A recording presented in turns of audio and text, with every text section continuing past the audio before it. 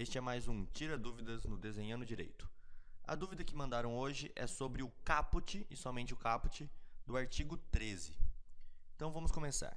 O que é o caput do artigo 13? Ele fala o seguinte: o resultado de que depende a existência do crime somente é imputável a quem lhe deu causa. Considera-se causa a ação ou omissão sem a qual o resultado não teria ocorrido. Isso pode parecer um pouco complicado, mas na realidade dá para simplificar bastante.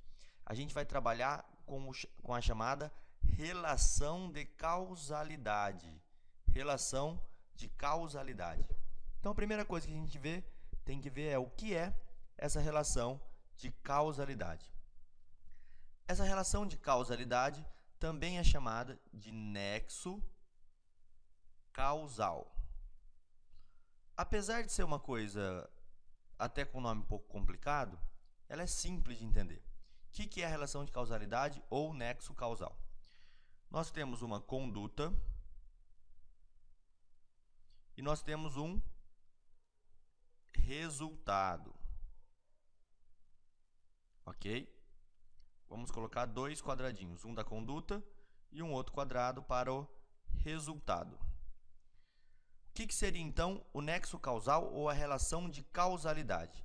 É o vínculo, pessoal. É o que vai ligar a conduta ao resultado. É este vínculo aqui. Este vínculo ou essa ligação entre a conduta e o resultado é o nexo causal, a relação de causalidade. É o que a gente utiliza para saber se essa conduta em específico causou, o nome causal, o resultado e se esse resultado é crime. A relação de causalidade ela investiga então se uma conduta é causa de um resultado. E se isso estiver dentro ou for considerado um crime, o sujeito tem que pagar.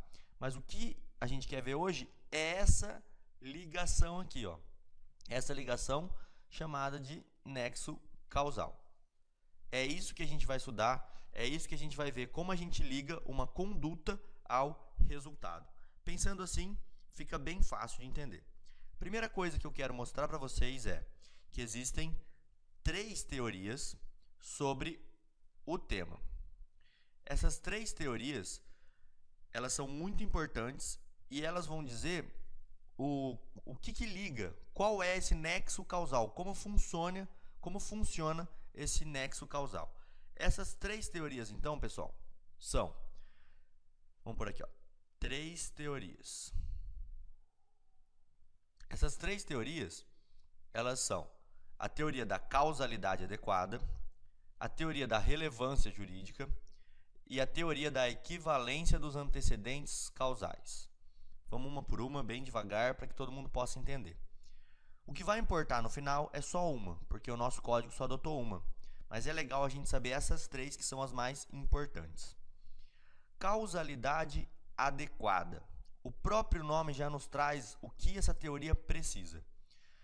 Na verdade, essa teoria entende como causa, seria a condição necessária mais a condição adequada para produzir o resultado. Então a causa aqui é uma junção entre uma condição necessária mais uma condição adequada. É isso. Necessária mais uma condição adequada para produzir o resultado. Além da condição ser necessária, ela precisa ser adequada. Vamos num exemplo bem básico.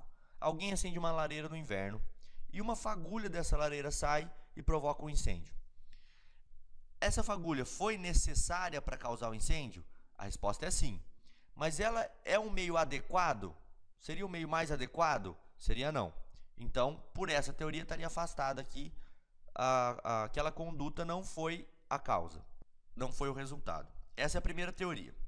A segunda teoria, chamada teoria da relevância jurídica,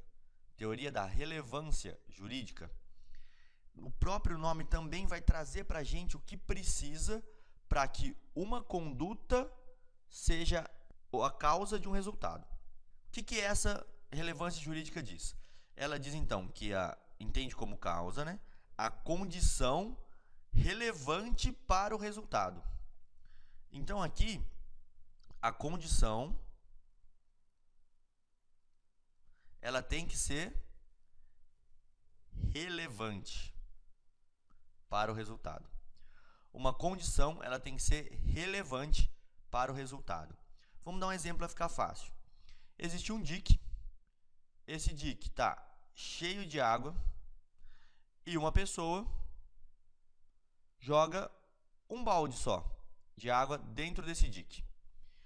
E esse balde causa o rompimento aqui do dique. Esse é um exemplo bem dado, porque fica bem fácil de entender. Ele causa o rompimento de um dique e esse dique esvazia a água e causa um crime de inundação. Por essa teoria da relevância jurídica, o que a gente tem que pensar? Esse baldezinho pequeno, ele foi relevante ao ponto de causar aquele rompimento do dique? Ou foi o dique estar super lotado de água? Apesar dele ter sido, que essa conduta ter provocado o resultado, por essa teoria, ela afasta a relação de causalidade. Por quê? Porque a condição ela não precisa ser só necessária, não ser só a condição, ela precisa ser relevante. Ela precisa ter uma relevância muito grande para que o crime tenha acontecido. E nesse caso, não teria. Então, esse exemplo aqui, o réu não teria sido punido. E chegamos na última, na equivalência dos antecedentes causais. O que é essa teoria da equivalência dos antecedentes causais? Aqui eu vou até apagar a nossa lousa, porque essa teoria foi a que foi adotada pelo nosso Código Penal. Teoria da relevância dos antecedentes causais ou conditio sine qua non. Eu adoro esse nome, pessoal. Conditio sine qua non. Por quê? Porque se você for pensar nessa frase, conditio sine qua non, ela traz até um sotaque, assim, até você pensar nela, você já entende o que ela quer dizer. Uma condição sem a qual não. Condição sem a qual não. Conditio sine qua non. É fácil de lembrar por causa disso. Teoria da equivalência dos antecedentes causais fica um pouco complicado. Mas se você lembrar que a conditio sine qua non, ou seja, a condição sem a qual não, fica bem mais fácil da gente entender o que é essa causa e por que o código adotou ela. Na verdade, ela está aqui, ó, disposta no finalzinho do artigo. Considera-se causa a ação ou omissão sem a qual o resultado não teria ocorrido. Ó, conditio sine qua non. Condição sem a qual o resultado não teria acontecido. É a condição sem a qual não. Então, considera-se causa, ação ou omissão. Outro ponto importante é a ação ou omissão do sujeito sem a qual o resultado não teria ocorrido. Aonde a gente chega aqui? A gente chega numa coisa chamada processo hipotético de eliminação. Processo hipotético de eliminação. Esse processo hipotético de eliminação foi criado por um professor sueco chamado Thyrén. Esse professor, vou colocar o nome dele aqui até do lado porque é importante saber. Esse professor, Thyrén, ele inventou esse processo hipotético de eliminação. É fácil de entender. Nós temos um fato. Vamos colocar aqui esse fato como um homicídio. Tá certo? Como que eu sei qual causa deu o resultado do homicídio? Pelo nosso processo hipotético de eliminação, eu tenho que voltar no tempo. Lembrem desse desenho aqui, ó. Voltar no tempo e olhar todos os antecedentes e tenho que tentar suprimir os antecedentes. Suprimir os fatos que aconteceram aqui, ó. Vamos colocar aqui, ó. Primeiro fato, segundo fato, terceiro fato, quarto fato, quinto fato, sexto fato. São vários fatos, tá? E eu tenho que ir eliminando esses fatos e vendo. Se eu eliminar o fato 1, o crime vai acontecer? Então vamos colocar aqui, fato 1, o que é? O fabricante da arma, a fabricação da arma. O fato 2, a compra da arma numa loja. O fato 3 seria o almoço da pessoa que comprou. O fato 4 seria o tiro. O fato 5 seria ter acertado o tiro no agente. Então, eu vou colocar aqui vítima. Acertado a vítima. E o sexto fato, a morte.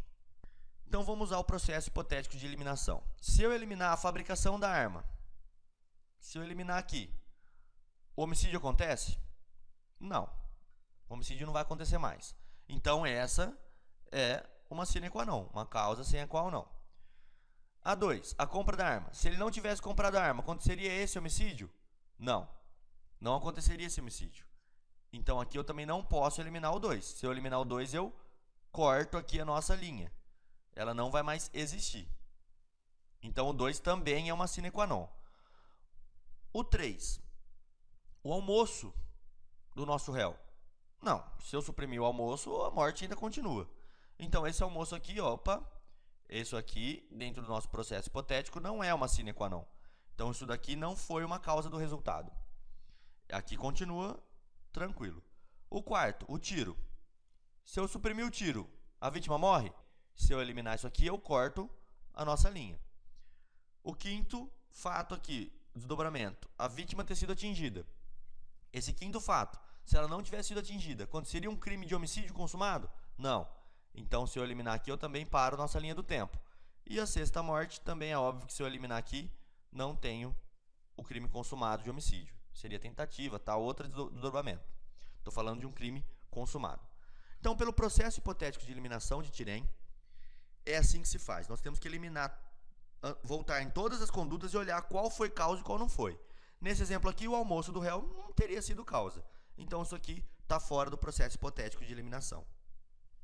O que acontece aqui, pessoal, o que é difícil da gente entender aqui? Muitas pessoas dizem que há uma crítica muito veemente a esse processo de eliminação, a teoria da equivalência dos antecedentes causais. Por quê? Porque geraria uma regressão ao infinito.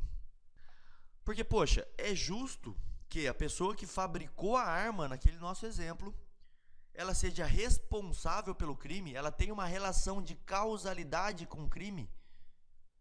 Então, aqui que fica a grande crítica dessa teoria. Porque, poxa, é justo fazer uma regressão ao finito, voltar.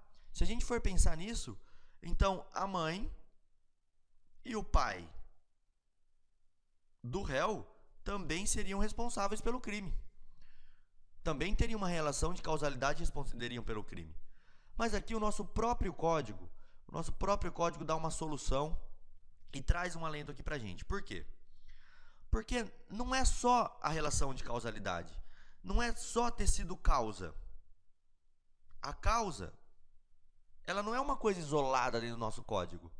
Não é dizer, sim, você participou, a mãe e o pai do réu, eles participam, eles geraram um filho que causou uma morte. Mas eu vou pensar, poxa, peraí, eles são culpados pelo homicídio a ponto de ser punido pela nossa lei penal? Não. Por quê? Porque além de ser uma conditio sine qua non, além de ser uma causa sem a qual não, nós temos um limitador dessa regressão. Qual que é? Aqui eu vou pôr um mais bem grande, que é o dolo, ou, aqui vou pôr ou, a culpa. Dolo ou culpa.